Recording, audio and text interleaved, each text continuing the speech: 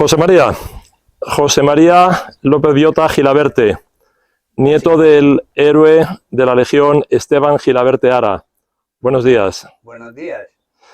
Qué gusto verle por aquí un 6 de junio de 2025, honrando la memoria de su abuelo, dentro del programa de Débita Solvenda, las deudas hay que pagarlas, dentro del cual se encuadra el Panteón Español en Red, en el cual la Federación de Entidades y Asociaciones Hispanistas ha tenido la intención de honrar la memoria también de su abuelo. ¿Por qué no nos cuenta algo de su abuelo, por favor? Mi abuelo, Esteban Isabelino Gilaberte Ara, era aragonés. Era un hombre, un militar de su época, pero tal vez un poco anterior a la misma. Era lo que podríamos llamar un militar romántico. Le gustaba la guerra y le gustaba también la poesía y todo lo demás.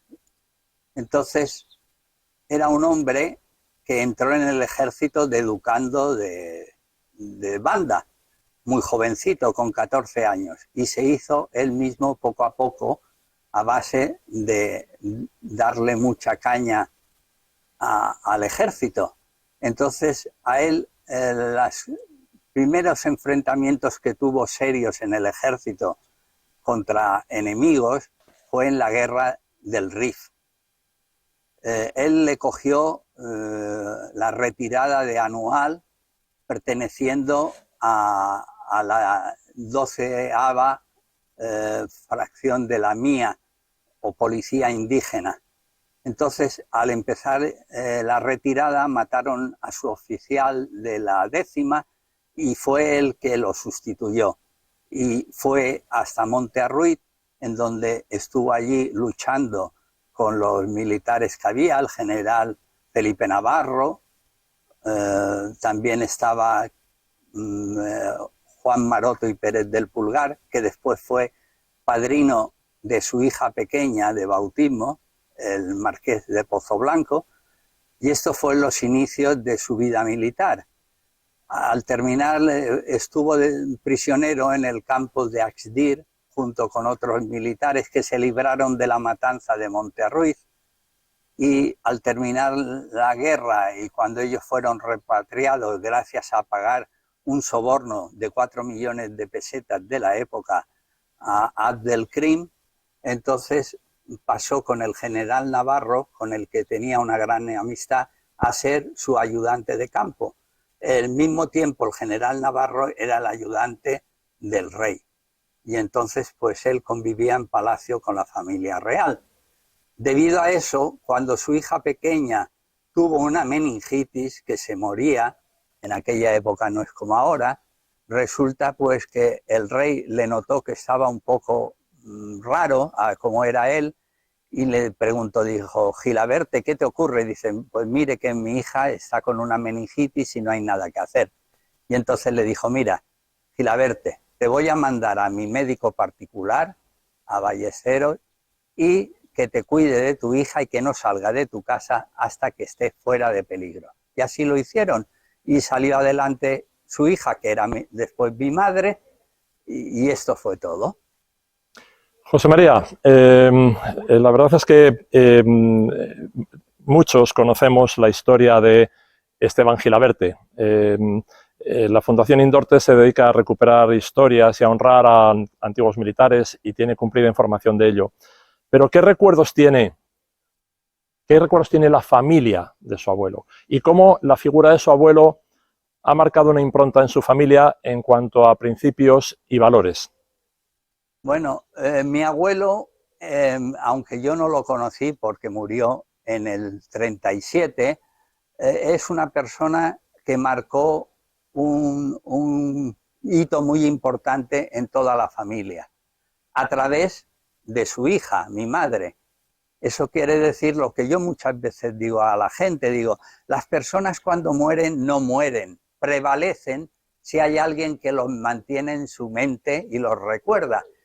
Y en eso mi madre era muy persistente, siempre tenía cosas que contarnos del abuelo, anécdotas, cosas de él, cómo se llamaba el perro que tenía, que el caballo, cosas que parecen tonterías, pero cuando eres pequeño le vas dando una importancia y vas haciendo de esa persona, vas haciendo un héroe y algo más. Y entonces es lo que pasaba con el abuelo Esteban. Fue una persona que, aunque yo no lo conocí, a mí y a mis hermanos nos marcó mucho la manera posterior de enfrentarnos a la vida, viendo lo que él había hecho en sus combates, en sus momentos de paz y además verlo cómo se manejaba tanto, podríamos decir, en la paz como en la guerra. Claro, porque los militares en general tienen un carácter aguerrido. Pero ¿cómo era su abuelo? ¿Qué recuerda del carácter de su abuelo que le haya transmitido su madre? Bueno, mi abuelo, por lo que me contaba mi madre, era un militar, como llamaban entonces, un africanista. O sea, era un militar de pelo en pecho, de los que delante tenía una ametralladora y le daba igual, iba para adelante.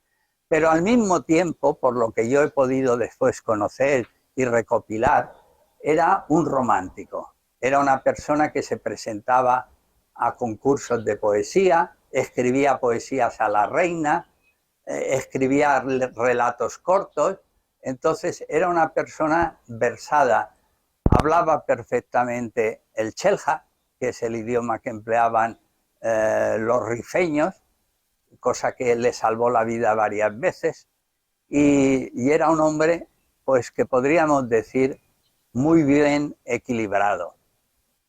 Bueno, la verdad es que parece, y sabemos, que su abuelo era un poco un Garcilaso, un caballero de armas y de pluma. Y usted, descendiente de él, ha seguido una trayectoria de cultura y de oficio y de estudio. Usted es médico, ¿verdad? Sí, otorrino. Otorrino. Tengo entendido que usted ha tenido una experiencia en la consulta relativa a su abuelo. ¿Por qué no nos la cuenta, por favor? Bueno, así es. Más o menos a principios mediados de los 70, un día de los que iba cada día a pasar la consulta en la Seguridad Social, me acuerdo que la enfermera me pasó a la silla delante de la mesa en donde yo estaba sentado una persona de unos 60 y algo por ahí, trajeado, como en aquella época íbamos la gente con corbata y chaqueta, y le empecé a abrir la historia preguntándole por antecedentes, edad y todo lo que yo solía hacer. Aparte que a mí con los pacientes me gustaba saber mucho de ellos, o sea, saber de su profesión, saber cómo se manejaban, porque me servía también para a veces hacer diagnósticos. Entonces lo tenía enfrente y le empecé a preguntar y en esto le miré la solapa del lado izquierdo de la chaqueta y llevaba un pin con el escudo de la Falange. Y le miré y le dije, oiga, ¿usted es falangista? Y el hombre me dijo, sí, sí, soy falangista. Digo, ¿y de dónde es usted? Y dice, pues de Madrid. Digo, hombre, de Madrid, falangista. Yo allí tenía a mi abuelo que vivía en Madrid, en el Viso, y durante la guerra lo mataron. Y me dice, pues mire, yo estaba en Madrid trabajando en el Hotel Palace, que era el hospital número 1 de sangre de Madrid. Y estaba allí como quinta columnista, informaba al lado nacional de los movimientos que había, de los que entraban heridos, de los que morían y tal. Y dice, a lo mejor vi a su abuelo. Digo, pues mire, mi abuelo se llamaba Esteban Gilaberte. Y el tío me dice, coño, Esteban Gilaberte, un tío pequeñito, delgado, con bastante calva, muy chulo. Digo, el mismo seguro.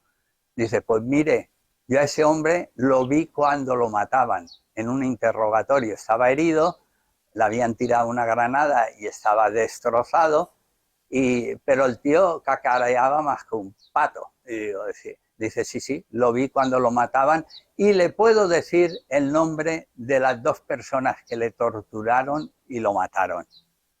En ese momento, lo primero que sentí fue como si me diesen un puñetazo en medio de la cara.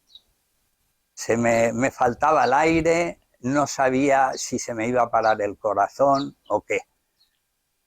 Y me vino a la cabeza una ola de rabia, de ira, y me quedé, pero inmediatamente eso cambió y me vino a la cabeza una sensación de pensar, mira, han pasado 50 años, si seguimos manteniendo este hilo de unos a otros y en gente que además no hemos vivido la guerra ni sabemos realmente de primera mano qué fue.